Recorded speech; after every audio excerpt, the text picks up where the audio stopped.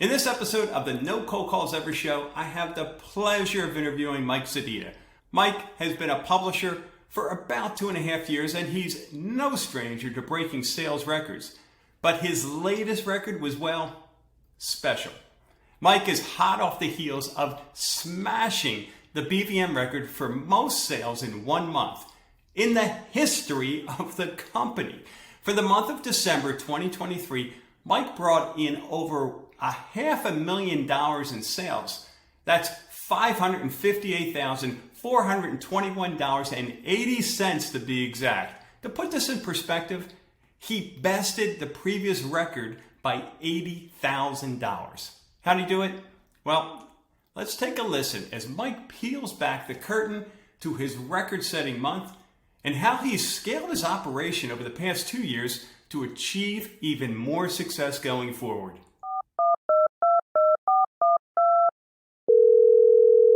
Hello? Hi, it's the No Cold Calls Ever show. Go away.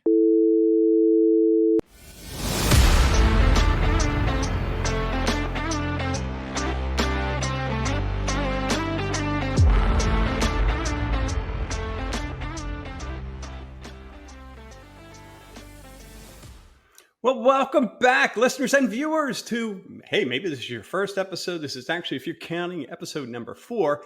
And boy, do we have a treat for you today.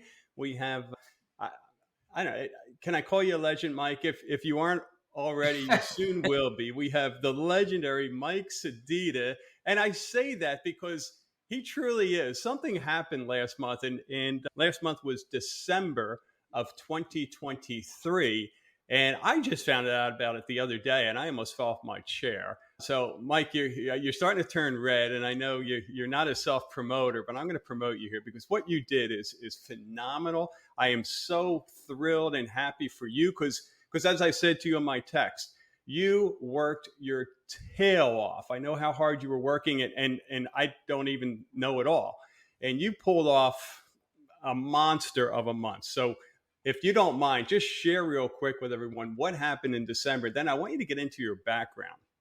Charlie, you're making me sweat. I'm on the other side of this usually, and now I'm on this side of it. So I appreciate the little intro there. The month of December really it was like a bunch of things coming together. The company had started offering this 3-month ad upgrade to sponsors. And what I had done is went through my list of sponsors and I looked at a couple things to kind of get this perfect storm, if you will. And at one point with BVM, BVM was print and DTS was digital. And then sometime in 2023, they combined the two and clients started getting single billing and it was more convenient for clients. So what I did is not just go to them and try to upgrade them, but one of the things I used to upgrade them was the ability to consolidate their billing. So I went to clients and I upgraded them on some new features, but I also said, hey, while we do this, not only can I get you 3 additional months right out of the gate upgraded, but I can also consolidate your billing. So a few of my existing clients just jumped right on that, and it helped to pump that number up over $500,000 for the month. Yeah. So cool. And the numbers reflect it. There's more to, well, in your case, multi-million-dollar sales years than just going after the next big fish or the next lead but maximizing all your opportunities. So very, very cool. You went back to a number of your existing sponsors and, kind of repackaged their program, right? And the old adage is it's easier to retain business than it is to go out and get new business. So cultivating that relationship and showing them that you're trying to add some value. And listen, BVM did a great job by offering the 3 months. Yeah. It made it enticing for them. But I just took the previous thing that they had done to make things a little simpler, and I started to package it together with clients that were in relatively new contracts, extending them out for a year, 2 years, 3 years, consolidating billing and getting them the upgrade. So it worked out for everybody.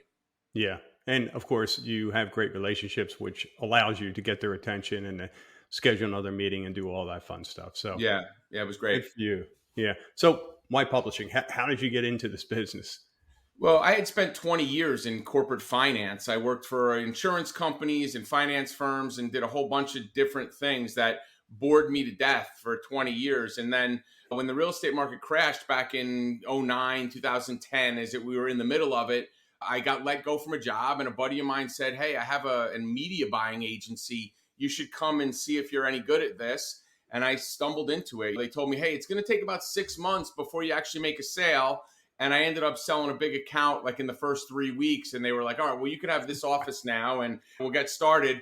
And then I spent about a year with that company. And then another friend of mine, we went off and started our own ad agency. And it kind of just snowballed into media. And then when I moved to Florida in 2019 to take care of my sick folks, I needed to find something that kept me local and I wasn't traveling or doing any of that stuff. And BVM reached out to me through my LinkedIn profile, and one thing led to another, and next thing I know, I'm in training, and next thing I know, I'm making my first sale with your assistance. That's right. Wow. Wow. Well, yeah, yeah. And I won't even say you've come a long way. I mean, it was obvious. It was just a matter of you would have knocked it out of the park, whether I was there or not. But I hear you. And that's a wonderful thing with the culture that I was in, that you currently are in, having so many folks that are willing to lend a hand and help without any monetary gain, right? It is nice. I mean, right now in the Tampa market, we have some people that are getting started. Finally, the market is starting to take hold, and some people are getting in there, and it's nice to watch them. It's one thing to do it on your own. You kind of work off your sweat equity, but when you have a little part in helping somebody else, like a publisher texted me, made her first couple sales, and she said, "Thank you, our paths crossed and this worked out." And I said, "Listen, it doesn't matter. Just when you're on the stage next year getting your $1 million award, make sure everybody knows that it's all because of me, and then we'll go from there." And I have this joke, but it's gratifying seeing other people get their start and get going. Yeah. Well, you never know. It's those little things that maybe doesn't look like it's much, but can be the difference between that publisher really knocking it out of the park, or for that matter, leaving the industry, which Right. is always a sad thing. Right. So, how about what would you say is your inside advantage? I could tell you, I would love to say that it's all me. I think the thing that makes me successful at this is the team that I have behind me. I took this to heart when I started. My division manager said, "Listen, fill up your calendar, fill up your white space on your calendar, and make sure you're focusing on revenue generating activity." I do some networking stuff and I make those appearances to cultivate those relationships. But when it comes to actually putting someone in one of my publications, my process is very simple. I meet with them, revenue generating activity, they sign their agreement. I say, "Listen, Charlie, as soon as I get back to my office, you're going to get an email from me introducing you to my team." And sure enough, I send that email out to my assistant, to my content coordinator, and I say, "Maggie's going to help you with your ad and Sandy's going to help you with your content." And I put it in their hands, and then I continue to cultivate that relationship with the client. But when it comes to uploading ads and writing content and all the other stuff that makes the magazine pretty, I leave that to people who do it better than me. And I guess the short answer is knowing what I do well and sticking to that, and finding people who do the stuff I need to have done well, who do it well. Yeah, yeah, and I'm sure you found like that because you probably did for example, the deadline thing once or twice, and when you get someone to do it, it's, oh my lord, they're so much better at this, and they Yeah. actually enjoy Yeah. doing it. So my assistant, she has another job, and there's 1 month out of the year happens to be December where she's a little bit busier. And I got a text saying, "Hey, can you look at this ad upload? I'm having a problem. I can't do it." And I went, "Oh shoot, let me go back and give myself a refresher course on how to do an ad upload." But I mean, I did it. But yeah, again, exactly that. What takes me, like painting my house, I could probably paint my house. It would take me like a month. It would take a painter 2 days. So just finding the right people for the right job. All right, I'm going to throw in a tip there because that happened to me once as well. And by the way, one of the best decisions I ever made in the publishing business was to get that assistant to take care of all that deadline stuff. I call it deadline days, DAZE, because you can walk around in a day. I know publishers are for a week. They're like, "Oh my God, the deadline's coming up in 3 days," and then they need days to recover after. And it's like craziness, right? Like you said, it was an RGP. How did you phrase it about the cash? Focusing your energy on the Revenue generating activity. activity. There we go. Revenue generating activity. Yeah. And so, as you well know, I mean, it's a question that we always ask ourselves, even in my new business. If what I'm doing right now, I equate it to, I mean, my lord, I'm, again, not going to embarrass you, but your hourly rate is in the area of $300 to $500 an hour, Right. right? How many weeks a year you work, and you reverse engineer that, folks. So if you want to earn a $500,000 or whatever that number is back into it, and ask yourself, you're gonna find that you're in that 300, 400, $500 or more an hour range. So ask yourself, is what I'm doing right now, whether it's ad deadline stuff or admin stuff or responding to emails, worth $300 an hour? Or can I hire someone who loves doing that for whatever the going rate is, 15, 20, 25, $30 an hour, right? It is absolutely, that's one of my peeves, having someone miss an appointment with me. For me in Tampa, if I have to drive to Tampa from Wesley Chapel and it's 30 minutes and someone no shows an appointment, that's why for me, I'm very maybe against what the orthodoxy is. I do send people meeting invites. We're business people. It's Yeah. got to be on your Yeah. calendar. I know if it's not on my calendar, I forget it. So I make sure I do that because I would rather somebody cancel on me the day before, even 2 hours before, than Yeah. me waste 90 minutes of my time going to a spot, waiting there, getting ready to go. And then, so it's just how you approach it. For me, there's more value in them canceling up front and rescheduling than me going and wasting my time doing Yeah. that. And it all comes down to what my rate is per hour. Yeah. Yep. Yep. Good stuff. So back to before I forget, what helped me, because I would forget. You're right. After you stop doing the deadline days stuff for a few months or even a few years, and then all of a sudden, hey, someone gets sick or new job and all that. That's always in the back of my mind. How do we protect ourselves against that?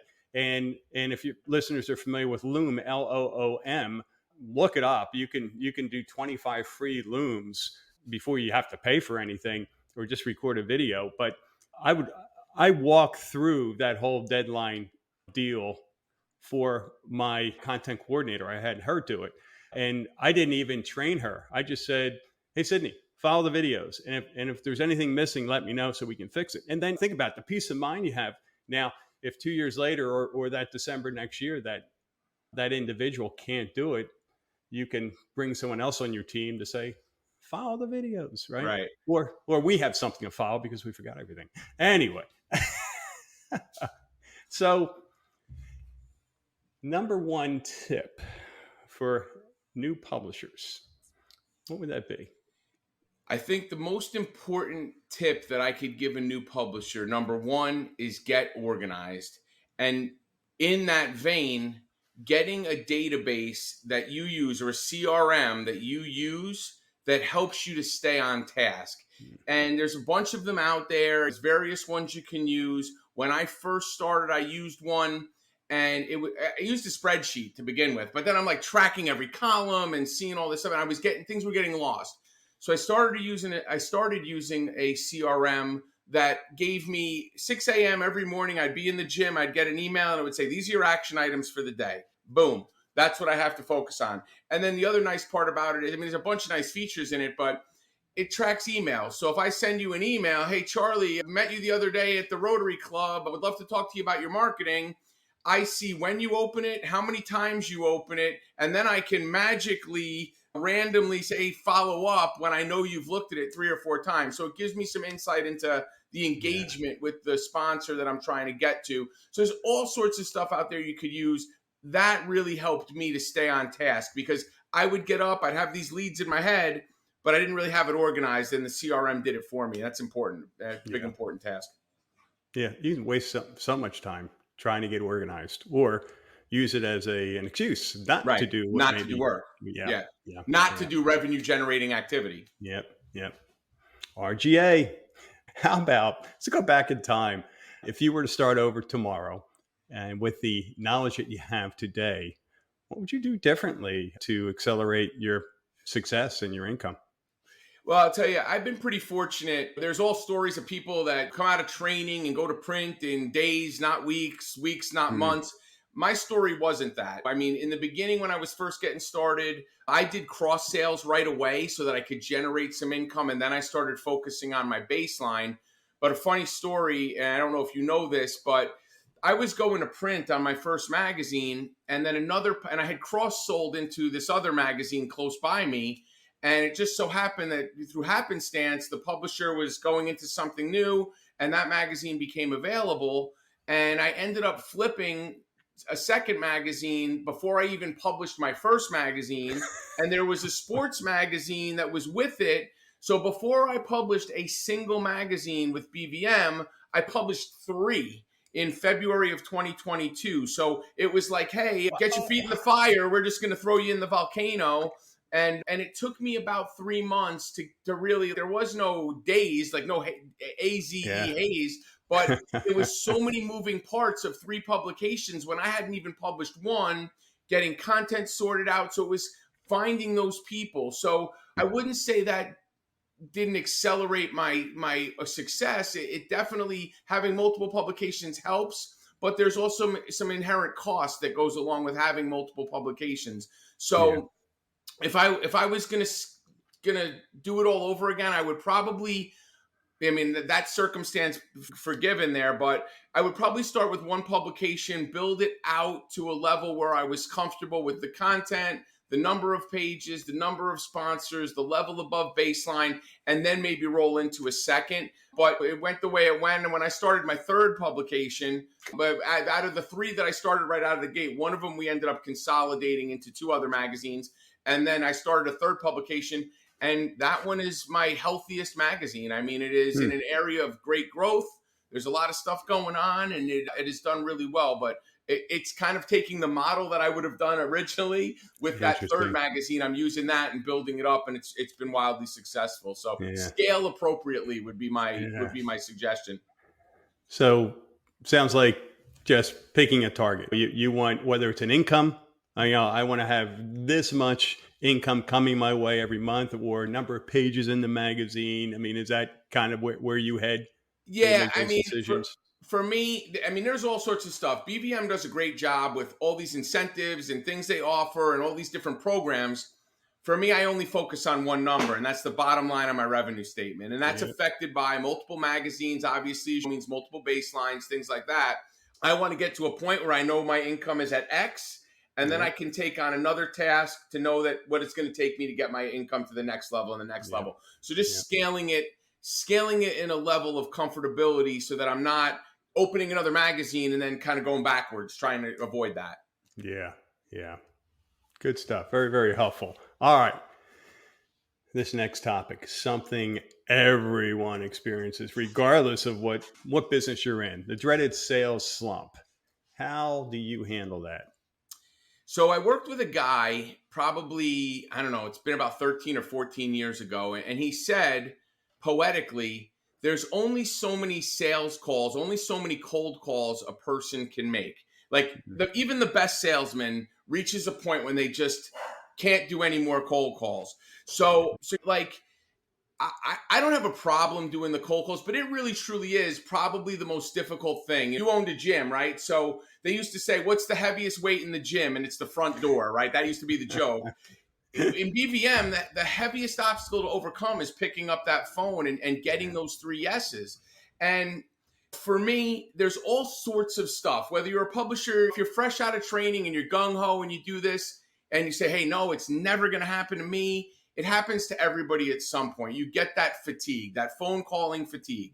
And I've found multiple ways around it. Now, look, I don't want to debunk the orthodoxy. I still make my phone calls. I still get my yeses. At what level I do it at, it might not be 3 yeses a day anymore, but I've added an appointment setter. That appointment setter offsets some of my 3 yeses to get their yeses. But again, that's a cost involved in that. And then the other thing I started doing in the spring of last year was I took on doing the Good Neighbor podcast as a way to supplement what I was doing on my end to generate those leads without having to do a lot of I don't want to say a lot of the work, but it's very automated. And that really helped me re-engage and get back in that mode of, I got to get on these appointments every week. I got to be doing these appointments. So the appointment setter helped. The podcast helped me get out of a slump that I was in. I mean, I wrote down the numbers. It's funny. I have it here. From January to July, I did under $300,000 for the year with BVM. The 3 months after that, from August 1st to to October 31st, I did another 230,000. So I was at around 580,000 going into November. And then I ended up doing 663,000 over November and December. So it got me reinvigorated. It got me going again to the point where I saw the activity happening. And I know from experience, once you get a couple of those deals signed, it's almost contagious. It just kind of gets you rolling. And the podcast and the appointment setter are two of the things that kind of, a podcast just appears on my calendar to record, and boom, I do it. I get engaged with that sponsor, get them in front of them to talk about the magazine, and it just kind of automation does it for me. So it works. Yeah. Love it. Love it. It was the same for me. You're right. In those times, it comes down to, for me, and I think you've talked to sales trainers who know what they're doing, not myself, activity, right? But the right activity, not polishing your stapler, not all right, this week I'm going to reorganize my database. Right. Meet with people, whether you meet with them at networking or chamber events or call them, or like you and I both know, the podcast, because we have them to ourselves, man. That's like however many minutes of just great one-on-one interaction, and you get to know folks, they get to know you. So Charlie, not to jump in, there's a couple things I want to touch on what you just said. Is polishing my stapler and reorganizing my database. That's something I do on a Saturday or a Sunday when I don't have anything going on. So there's a time for that. But the other thing I wanted to really point out, and this is kind of the misconception, I think, broadly, of what people think of the podcast. The podcast, to me, is no different than me joining a networking group, me joining a Rotary Club, or me joining the Chamber of Commerce. It is a way for me to get those relationships built. And the nice thing about it comparatively, is if I go to a chamber event, I have to go sit at a chamber event, and there's maybe 3 or 4 people I might talk to in the 3 hours I'm there, because someone corners me and I'm stuck and I got to get dressed and I got to actually entertain people.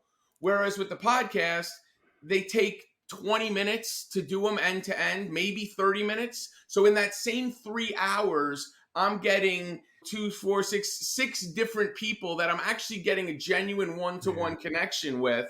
And it allows me the ability to set that appointment right there. Whereas when you're at a networking event, people are like, oh, we don't do business here. This is just us networking. So there is a differentiation as far as how the connection goes. And it's a little bit more, for me, it's a little bit more personal. I learn things about people before the podcast, on the podcast, and then when I set the appointment with them. Then when I go to the BVM appointment, I just sit down and it's, hey, Charlie, did you hear your podcast? How did you like it? And it immediately there's a connection. And it goes right into, let me show you how we can get you embedded in the community. And it just saves me all that initial time on my BVM appointment. Yeah. Sounds like revenue generating activity to me. Yeah, it definitely is. I mean, it definitely is revenue generating, but what's nice about it is the automation, because a lot of it's getting done without me even having to touch it. It's just there. Yeah. Or pay for someone to do it. So, right. Yeah. Good stuff. All right.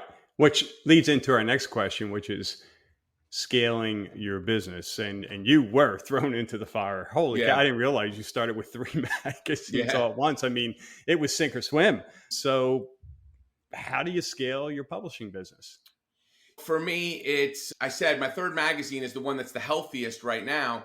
It's mainly finding, I mean, look, we talk about this in the different levels of BVM. There's market leaders, there's division leaders. We talk about, look, the geography isn't super, super important as far as the type of people that we target.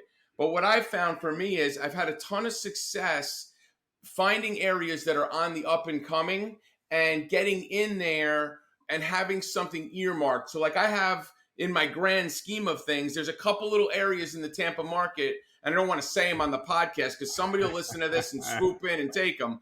But there's a couple little areas that are on the up and coming, And I know that if I'm going to scale my business, finding the right area, timing it right, the audience is the same. The BVM audience is the same. The homeowners, home values, et cetera, household income, that doesn't change. But finding the markets as they're up and coming, because what I found especially with my third magazine, is people see that area and they know it's a growth area, and businesses know it's a growth area. There aren't companies that are embedded in that area forever and ever and ever that they have to fight against. It's almost like the Wild West. You're in there, you have the local newspaper in the Wild West in Tombstone, and we need to be in it.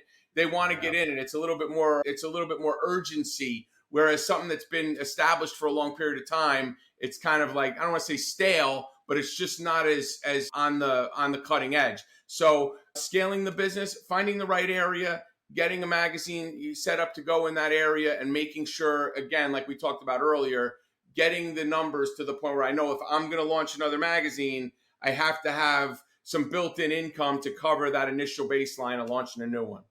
Yeah. Love it. Love it. I mean, it sounds like you're very forward focused, Mike, that you're looking for that next goal or that next target that keeps you excited and in the game. And I think that's a huge tip. You hear it here first. My goal for 24 is $2 million. Nobody's ever done $2 million. So I'll tell you my goal. First year was, hey, I want to go over $1 million. Okay, did that. Second goal was I wanted to do $1 million 2 years in a row, because I don't know how many people at BVM, because the products have changed and they've expanded from 15 years ago. So it wasn't as frequent someone went over $1 million, but not many people have done over $1 million their first 2 full years at BVM. Wanted to do that. And now I wanted to go above 500 grand. I did that. I want to have the single largest sale. That's one. I got a couple of big fish I'm going after, and I want to go over 2 million. So if I could do those two things in 2024, and this will show you my vanity, okay? So I'll let it out into the public. Currently, I hold the record for 2 months, the month of August and the month of December. I want to get another. I want to be able to say I held 3 in one calendar year of BVM records, and there's a couple there that are right for the plucking. Yeah, so I'm eyeballing those right now. Yeah, I that August record still haunts me, Mike. That August, it was you close. Sandbagging me. Like hey, Mike, how's it going? Oh man, I don't think I'm going to get many more sales, and then you got 80,000 more or something. It was a last minute like one that came in, but then you went on vacation, so it kind of that helped me too. I'll admit that helped me too. That was fun. Well, this has been awesome, and I know very, very helpful for the listeners, regardless of where they are in the spectrum of publishing. Any final tips, words of advice for the listeners and viewers? Yeah, I would say, like all the stuff we talked about, my division manager, my division leader, where they changed the title, my division leader told me early on. I remember I was before you handheld me to my first sale, I had been doing this probably like 3 weeks, and I had gone on 50 appointments, or like 30 appointments, and I hadn't made a sale. And I called my division manager and I said, listen, I was really good in my ad agency. Like, I stink at this. Like, I don't know what I'm doing wrong. I don't know what's happening. We went over my presentation. She was like, your presentation is fine. She said, listen, the one tip I can tell you, and this is the one tip I have said to every new publisher coming out, and it even applies to people that have been doing this a while: activity, activity, activity. If you are staying active and doing revenue generating activity, you are just bound to stumble into a couple of sales. I mean, and it's usually, and this way for me, I won't put this on any other publisher. When I'm not making sales, it is 100% all me. It is my mind isn't right. My focus isn't right. So it's a matter of the more active I stay, the more focused I am. The more focused I am, the better I am at making sales. And it just kind of falls into place. Yeah.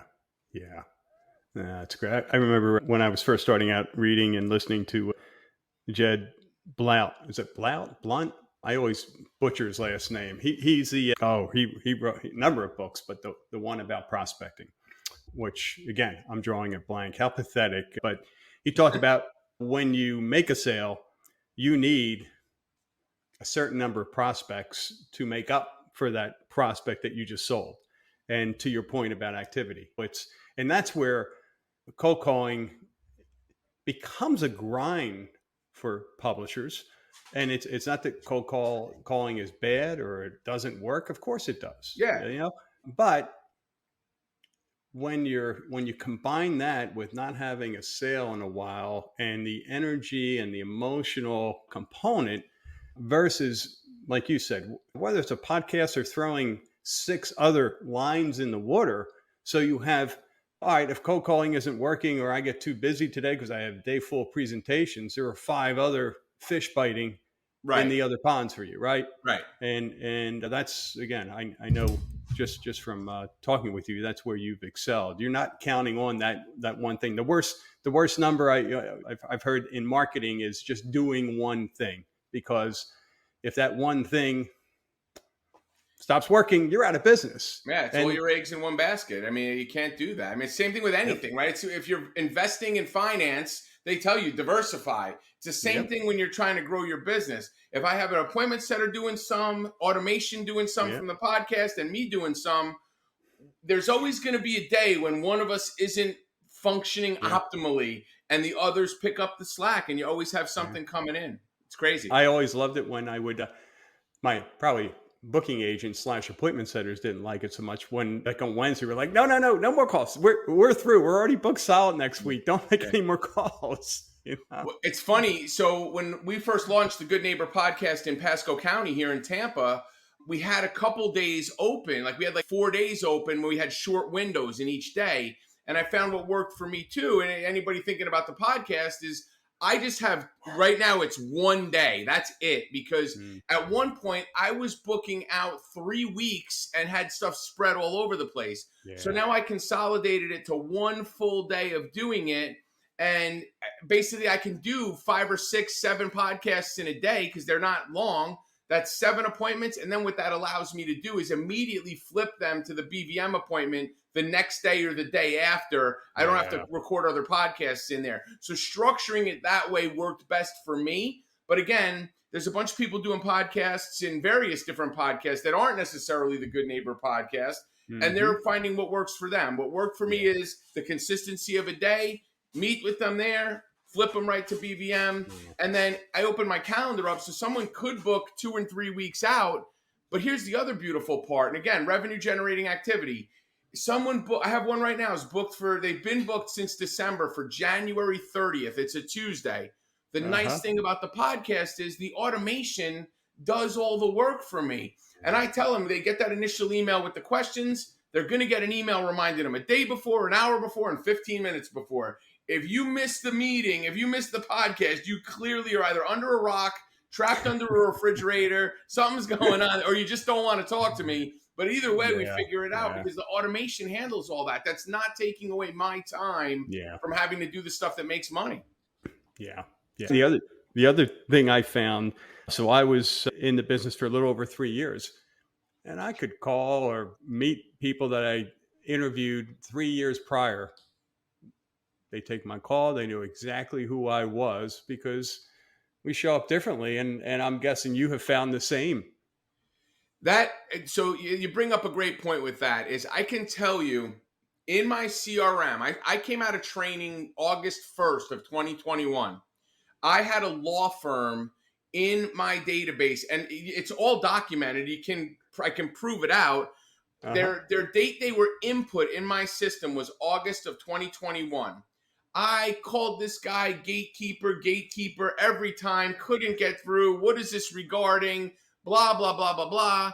My booking agent, appointment setter, reached out and said, look, we'd love to have you on the podcast, talk a little bit about your firm. Booked in a minute on the podcast and signed a $160,000 agreement 3 weeks later when I finally did my second follow-up with them when I could get on his calendar. So, and loves the magazine. He's an expert contributor. He writes great articles, loves it. That's the biggest differentiator. So do I get 3 yeses? Do I have an appointment setter setting a point? Yes. The people that I know that are going to be a little bit trickier, it just gives me another tool in the toolbox to go after them. That's all it is. Yeah. And it's what's the old definition of insanity, right? Doing the same thing, expecting a different result. I mean, the gatekeeper is always going to deny us. So let's try a different strategy, whatever it is, whether it's a podcast or something else. You drive yourself into the ground if you just keep making those calls. Hey, it's me again. I could send her a box of chocolates with my phone number on it. That might work, but listen, this is probably gonna be bad to say, but it's like when you're dating, when you go to a bar and you're trying to date, it's sometimes the line works, sometimes the line doesn't work. It's having the extra line to be able to come back and walk around the bar again and come back with a different line. It's all it is it's just reshaping the verbiage to find something that connects you to that particular person. Some people connect well with the podcast. Some people let you right through and are dying to have the meeting. And some people, it takes a little bit of time. But I mean, listen, it's documented. My CRM, I called every single month for 22, not even 18 or 19 months in a row, from August of 21 until June of 22. So maybe it was only 12. Maybe it was like 12. No, it was 23. He just went in. So it's 20 months calling this guy, never get through. And she got through with the podcast. So it's just a different way to shape it. And look, my thing is this, Charlie. If it ends up turning into an agreement and builds that relationship, I don't care if I have to use a raven like in Game of Thrones, or if it's a podcast, or if I have to throw pebbles at their window at 12 o'clock at night. Whatever gets me the appointment to get me the opportunity to get them into my communities, I'll do it. It doesn't matter. I'll try it. Yep. All right. Just as long as you don't get arrested. That's all. You're right. I'll wait till morning. I'll wait till it's morning, and I'll make sure the pebbles are tiny enough to not break glass. I love it. All right. Well, hey, man, this has been awesome, Mike. I really appreciate you spending time with us. I know you're heading to the conference in a couple of days, and you got a busy schedule, so I will let you go. But we're going to keep an eye on the record books, and we definitely want to check in as the year progresses. And kudos to you. Early kudos for being the first $2 million year. BDO let's not jinx it. I text somebody at the company and said, hey, can you tell me how many people have gone over $1 million each of their first 2 years? And I was at like 970,000. And I was like a stall for like over Christmas. And I'm like, I jinxed it. I totally jinxed myself. I'm going to fall 30 grand short and I'm not going to do it. And then all of a sudden a bunch of stuff happened. I'm like, whew, dodged a bullet there. I'm a big karma. So this isn't a $2 million celebration. We'll talk about that in a year from now. It sounds like a plan, Mike. All right. Well, you enjoy the rest of your day there. Thanks, Charlie. You have a good one. Appreciate it. Always good talking to you. Say goodbye to cold calling, chasing leads, and waking up on Monday with a blank calendar for the week. Now you can join publishers throughout the U.S. who have plugged into a systematic path to sales growth without adding more work or overhead. If you're ready to have more fun while you scale your business and income, go to nocoldcallsever.com.